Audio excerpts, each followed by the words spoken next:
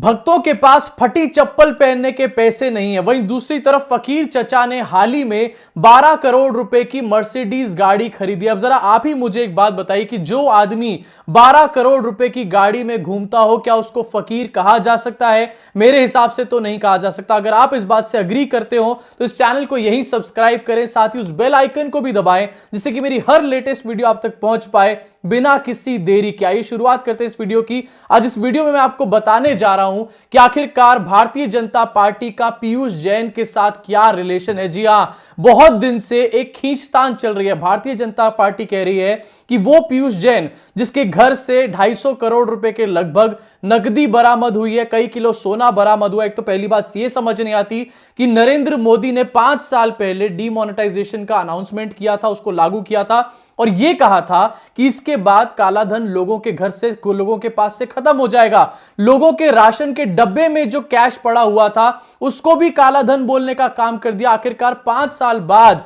किसी के घर में 250 करोड़ कैश क्या कर रहा था? सबसे पहली चीज यह समझ नहीं आती। उसके बाद जो एक फेक नैरेटिव सेट करने की कोशिश करी जा रही थी, लगातार एक खींचतान चल रही थी। बीजेपी ये कह रही थी कि जो पीयूष जैन है जिसके घर में 250 करोड़ रुपए मिले हैं, ये समाजवादी पार्टी का, अखिलेश यादव का बहुत करीबी आदमी है। वहीं दूसरी तरफ अखिलेश यादव ये कह रहे थे कि ये भारतीय जनता पार्टी का आदमी है। शिखर पान मसाला की किस तरीके से भारतीय जनता पार्टी की ब्रांडिंग करी हुई है, इसकी भी फोटो लगातार शेयर करी जा रही थी। लेकिन आज किसका रिश्ता है पीयूष जैन के साथ, ये चीज साफ साफ सामने आ चुकी है। दूध का दूध और पानी का पानी हो चुका है। इसके बाद मुझे लगता है भारतीय जनता पार्टी पूरी तरीके से एक्सपोज हो चुकी है। बिना किसी देरी के शुरुआत करना चाहूंगा और वीडियो की शुरुआत में ही आज एक बहुत बड़ा खुलासा करना चाहूंगा कि आखिरकार ये पीयूष जैन जो आदमी था, जिसको भारतीय जनता पार्टी और बकायदा मोदी तक कल मोदी रैली में कह रहे थे कि ये आदमी अखिलेश यादव का आदमी है, वो आदमी आखिरकार भारतीय जनता पार्टी का ही आदमी निकला है। सबसे पहले आपको लेकिन दिखाना चाहूंगा कि आखिरकार कल मोदी क्या कह रहे थे। जरा आपने एक बार स्क्रीन पर इसको देखिए। भ्रष्ट का इत्र फैलाने वाले क्रेडिट लेने से दूर भाग रहे हैं, कल मोदी जी ने यह बात बोलने का काम किया था। मैं आपको दिखाता हूं वो खबर जो मोदी जी की पोल खोल करके रख देगी। डंका पति का डंका किस तरीके से पिट रहा है ये आपको दिखा देगा। जरा इसको देखिए अपनी स्क्रीन के ऊपर। अखबार की क्लिपिंग है और बकायदा एक जर्नलिस्ट है, उन्होंने ट्विटर पे शेयर करी है। उनका स्क्रीनशॉट लगा देता हूं आपके सामने। इन्होंने अखबार की क्लिपिंग शेयर करी है। इस क्लिपिंग की हेडलाइन क्या है? डीजीजीआई ने 177 करोड़ की नकदी को माना टर्नओवर, यानी कि 177 करोड़ रुपए जो इस छापेमारी में, जिसका नाम बहुत बार लिया जा रहा था और कहा जा रहा था देखो अखिलेश यादव का करीबी है, 170, 200, 250 करोड़ रुपए मिले हैं, उसमें से 177 करोड़ रुपए इन्होंने ये कह दिया है कि ये उसके टर्नओवर का हिस्सा है, इसके ऊपर टैक्स पे करो और आपको इजीली अब जमानत मिल सकती है। अब आखिरकार ये डिपार्टमेंट्स जो हैं, डीजीजीआई जैसे डिपार्टमेंट, से किसके अंदर आते हैं? ये अखिलेश यादव के अंडर आते हैं क्या? नहीं, ये आते हैं हमारे देश की सरकार नरेंद्र मोदी के अंडर। और इसीलिए आज नरेंद्र मोदी के या फिर भारतीय जनता पार्टी के कहने पर पीयूष जैन के जो जिसे कहते हैं जमानत, उसके रास्ते को साफ किया जा रहा है। और जब पीयूष जैन के जमानत के रास्ते को साफ किया जा रहा है तो आखिरकार पीयूष जैन का रिश्ता किससे है? क्या अखिलेश यादव के करीबियों को जमानत दिलाई जाएगी क्या इलेक्शन से पहले? ये एक बच्चा भी समझ सकता है। भारतीय जनता पार्टी अपने आप में सबसे बड़ी मूर्ख पार्टी बन के इस टाइम पर निकल रही है। बीजेपी वालों, इस बात को समझ लो। मैं जरा पढ़ के आपको थोड़ा सा सुनाना चाहता हूं कि इस आर्टिकल के छोटे से इसमें मैटर क्या लिखा हुआ है, आपको और चीज इसकी डिटेल्स समझ आएंगी।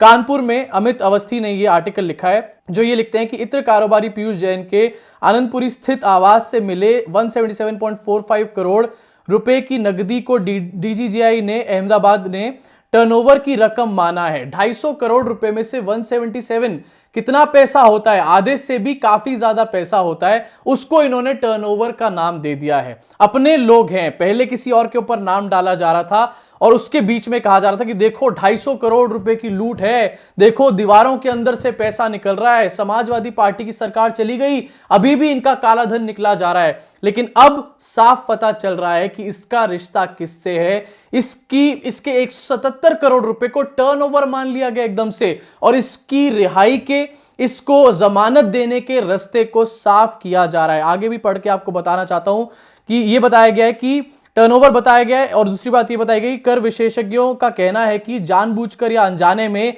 अफसरों ने केस को कमजोर कर दिया था। ऐसे में पीयूष सिर्फ पेनल्टी की रकम अदा करके जमानत हासिल कर सकते हैं। इससे आयकर विभाग भी काली कमाई मामले में कार्रवाई नहीं कर पाएगा। साफ, सारे रास्ते साफ हो चुके हैं। आप पेनल्टी दीजिए और आपके ऊपर इनकम टैक्स भी अब कोई कार्रवाई नहीं कर सकता। यानी कि जीएसटी से आप, ये जो डिपार्टमेंट है डीजीजीआई, जीएसटी का डिपार्टमेंट, उससे आप क्लियर हो जाते हैं, इनकम टैक्स से आप क्लियर हो जाते हैं। और जब सारी संस्थाओं से, सारे इंस्टीट्यूशन से, प्रोब एजेंसी से आप क्लियर हो जाते हैं, तो क्या आप अखिलेश यादव के आदमी हो सकते हैं क्या? वहीं दूसरी तरफ अखिलेश यादव ने एक बहुत वैलिड पॉइंट, एक बहुत सही बात बोली है, जो कि मैं यहां पर भी रखना चाहता हूं। अखिलेश यादव ने बोला है कि अगर ये मेरा आदमी है तो इसके फोन रिकॉर्ड चेक करो ना। देखिए, ये सरकार पेगासस वाली सरकार है।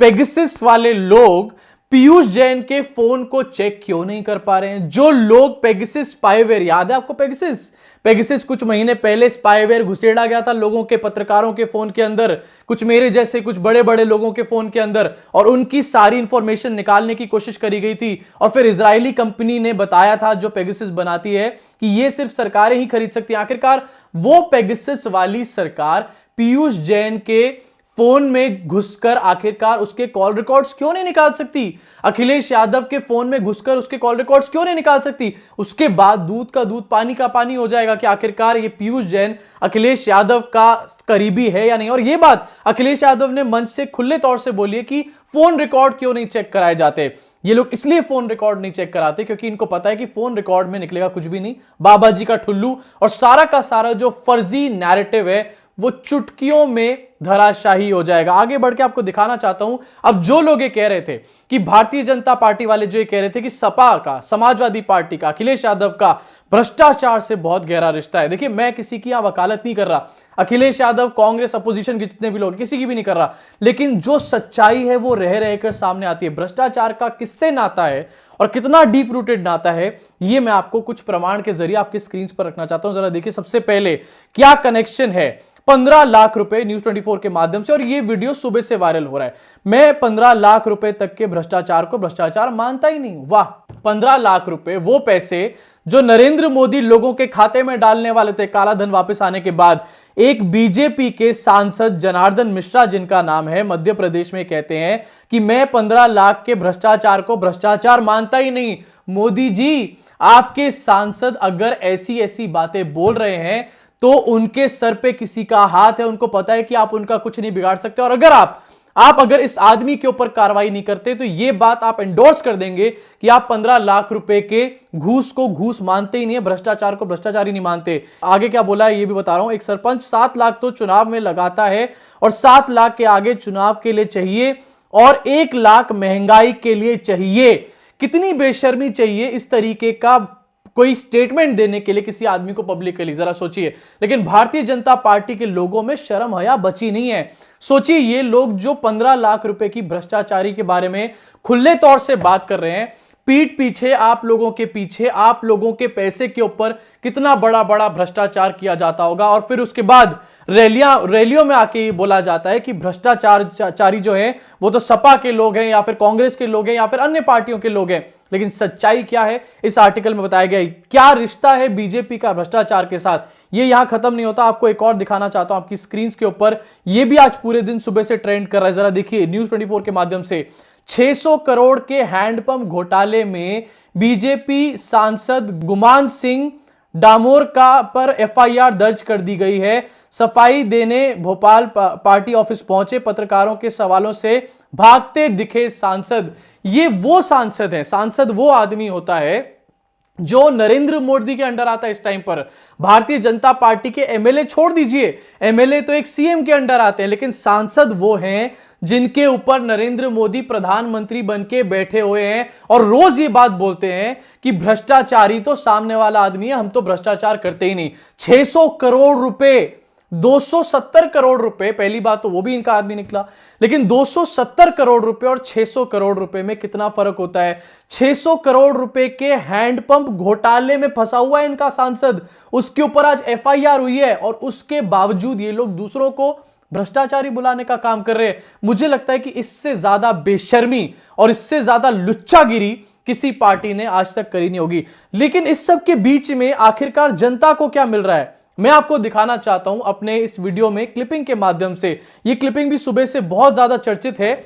हमारे नरेंद्र मोदी जी कहते हैं कि गरीब आदमी का मित्रों, गरीब आदमी का बहुत विकास हुआ है मित्रों, मैंने बहुत पैसा दिया मित्रों। लेकिन गरीब आदमी कहां खड़ा है? मोदी जी कहते थे कि मैंने महिलाओं को, बहनों को, बेटियों को उज्ज्वला योजना के तहत एक गैस सिलेंडर देने का काम किया। लेकिन मोदी जी, गैस सिलेंडर को देने से खाना नहीं पकता है। गैस सिलेंडर के अंदर गैस भी भरी होनी चाहिए और गरीब के पास वो गैस नहीं है। इसलिए ये एक वीडियो सामने निकल कर आया है जो कि अगर किसी प्रधानमंत्री में, किसी मुख्यमंत्री में इतनी सी भी शर्म होगी ना, तो वो अपने पद से इस्तीफा देगा। और इसके ऊपर कम से कम, अगर इस्तीफा नहीं भी देगा तो इसके ऊपर सफाई तो जरूरी देगा। लेकिन ये इतने बेशर्म है कि ये नहीं देंगे। पहले आप इस वीडियो को देखिए, उसके बाद बताता हूं कि आखिरकार वीडियो कहां का है। लकड़ी आप किस लिए लेके जा रही हैं? चूल्हे में जलाएंगे और किसके लिए ले जा रहे हैं? सिलेंडर नहीं है गरीब आपके? हैं, गरीब हैं हम तो। अच्छा, हाँ, घर हमार नहीं, मुंडैया हमार नहीं। सिलेंडर है आपके पास? है सिलेंडर, 1000 का हो रहा है सिलेंडर। तो 1000 रुपए का सिलेंडर होने की वजह से आप लकड़ी लेके जा रही हैं? और क्या चला खाना बनाना, लकड़ी जलाते हैं। अभी सरकार ने तो आपको सिलेंडर दिया है उज्ज्वला योजना का। भैया हमें ना मिला, हमें पहले ही हमने वैसे ले लिया। तो क्या करेंगी आप? अब भैया 1000 रुपए का सिलेंडर है, गरीब आदमी हैं? गरीब आदमी कहाँ से भरा सिलेंडर? 1000 रुपए का भैया। तो आप इस ये जो होर्डिंग लगे हैं, इन होर्डिंग को तोड़ा है, तो वो आपके चूल्हा जलाने के काम आएगा? क्या करेंगे? लकड़ी चूल्हा ही जलाएंगे। तो सिलेंडर नहीं है आपके पास? भैया सिलेंडर जब खत्म हो जाता है तो मजबूर आदमी कहाँ से भरा पाते हैं? 1000 रुपए में सिलेंडर खरीदा है। सरकार की योजना है, सरकार ने तो दे रही है गरीबों को। उज्ज्वला योजना के अंतर्गत सिलेंडर नहीं मिला आपको? ना, कनेक्शन का ही है हमारे। तो दोस्तों, देखा आपने वीडियो किस तरीके से एक महिला, एक बूढ़ी महिला अपने कंधे के ऊपर, अपनी कमर के ऊपर लकड़ियां लाद करके लेकर जा रही है। हापुड़ का ये वीडियो है, होर्डिंग में से निकाली हुई लकड़ियां हैं। किसकी रैली आप जानते हैं? जेपी नड्डा साहब की रैली है। वो शख्सियत जो कि भारतीय जनता पार्टी के हेड हैं, प्रेसिडेंट हैं, उनकी रैली के बाद एक महिला अपने कंधे के ऊपर वहां के बैनरों से लकड़ी निकाल कर लेके जाती है और पूछने पे साफ साफ बताती है कि सिलेंडर तो है लेकिन गैस कितना महंगा हो चुका है। नरेंद्र मोदी जी, अगर आपको सच्चाई, अगर आप रूबरू हैं सच्चाई से और उसके बावजूद आप ये बात कह रहे हैं कि हमने यूपी के लोगों के लिए बहुत काम किया है, तो बहुत जिगरा चाहिए इतनी बेशर्मी के लिए। और अगर आप सच से रूबरू नहीं है तो आप मेरी वीडियोस देखिए, आप सुधीर चौधरी और गोदी मीडिया को देखना बंद करिए, आपको उत्तर प्रदेश की सच्चाई नजर आ जाएगी। मुझे लगता है कि बाबा जो है वो आपको भी बेवकूफ बनाने का काम कर रहे हैं उत्तर प्रदेश की सच्चाई के बारे में। सच्चाई क्या है आपने अपनी स्क्रीन पर देख ली। आप लोगों को भी मैं दिखाना चाहता था कि आखिरकार इस टाइम पर उत्तर प्रदेश में जो ब्लेम गेम, पीयूष जैन का जो ब्लेम गेम था, 250 करोड़ का जो ब्लेम गेम था, उसको किस तरीके से रफा दफा करने का काम किया जा रहा है। और इसी बीच में आज एक और कारोबारी के ऊपर छापा मारा गया। हो सकता है एक दिन में